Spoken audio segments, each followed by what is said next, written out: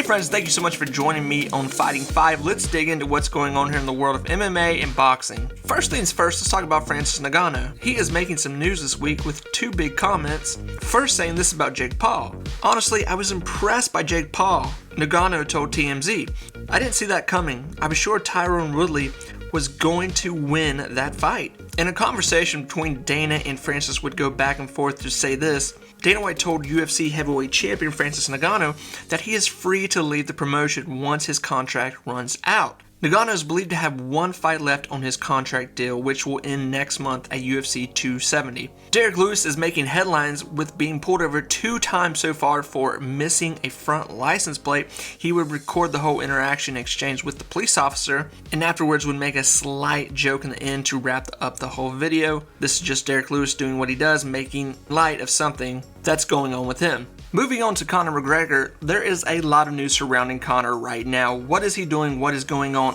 Obviously, as we can see, Conor is beefing up right now, getting very much into lifting, gaining weight, taking on muscle, and will obviously be fighting at a heavier class than what he usually does. In saying that, a lot of people are rumoring that he will be taking on Nate Diaz somewhere early into 2022. But on the other side of the card too, obviously, Conor is trying to walk into a fight with Oliveira right now. Now, obviously, Conor could lock down a fight with Nate, no problem, if the two could come to some sort of agreement. The Oliveira fight, that possibly could be harder to land due to Conor's inactivity inside the octagon as of late.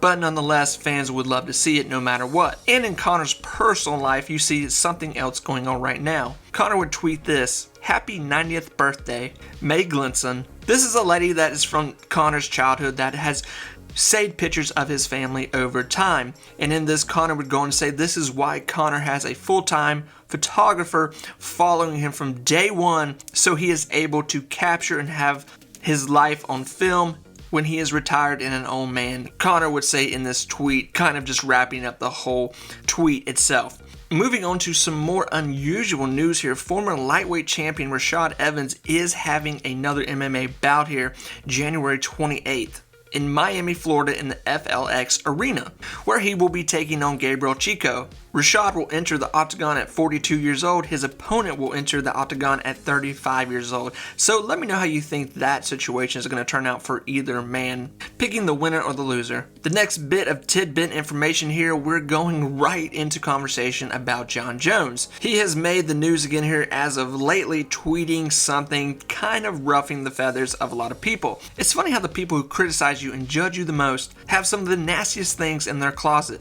Let he who is without sin cast the first stone. You'll get no stones from me. Good luck, Jones would say in a tweet. And then Dan Hooker would follow that tweet by saying, imagine beating up 5 people and not one of them is your wife. J. Jones, RN. Emoji head is exploding right now. So I'm sure this will continue to progress into something here.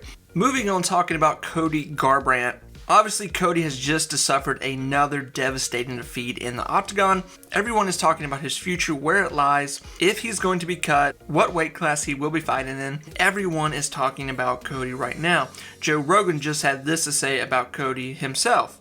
The weight cuts are so bad on the body already. Weight cuts are taking a punch too. Yeah, like look, Cody Garbrandt planned for 7 months for the fight. And you know, it's hard. But you can't take it away from Kai Kara because he landed a perfect punch. So right now, obviously, there's a lot of different opinions about what Cody Garbrandt should do next for him in his camp. Let me know what you think in the comments. Can Cody make it back up to the belt range? Or take quite a bit of small fights this year to get himself back in the octagon a lot more? In some other news, the top 2 contenders of the year that have been nominated right now are Charles Oliveira, becoming the new champion, defeating Michael Chandler, and then defending the belt against Dustin Poirier here recently. And then right in front of him, who everyone is calling the GOAT, is Kamaru Usman, who is running through his division and looks like it is not stopping anytime soon for the near future. And most likely will be fighting again here by March or May. And most likely Charles Oliveira will be fighting around that time zone too. Getting into some boxing news here, Tyson Fury more than not looks like his next opponent will be this man right here who just dethroned Anthony Joshua. claiming the IBF, IBO, WBA, and WBO heavyweight titles. Although in the clause of the contract, there should be a rematch here in 2022. Whether or not Tyson will wait for the winner of the rematch and take some other random fight is yet to be known. But nonetheless, the fight is being talked about very heavily between these two champions right now for 2022.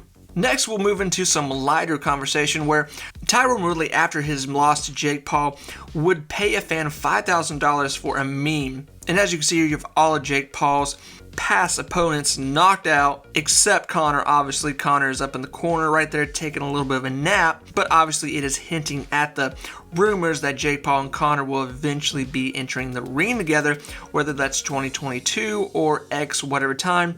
More than likely, we could see that take place. Now moving into the biggest news of all, obviously Jake Paul and Masvidal.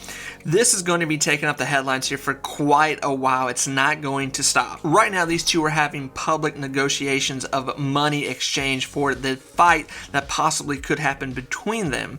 Masvidal tweeting that the $5 million Jake Paul offered him for boxing is chump change. So obviously to see these two fight, we are going to see some big money, and obviously this would be the biggest fight for both of these contenders at this point in their career. So friends, that's all it said. To keep up to date with what's going on in the world of fighting, please like, subscribe to the channel, and we will stay in tune with what's going on in this world. Friends, I hope you have a wonderful Christmas, and I will talk to you very soon. Bye, friends.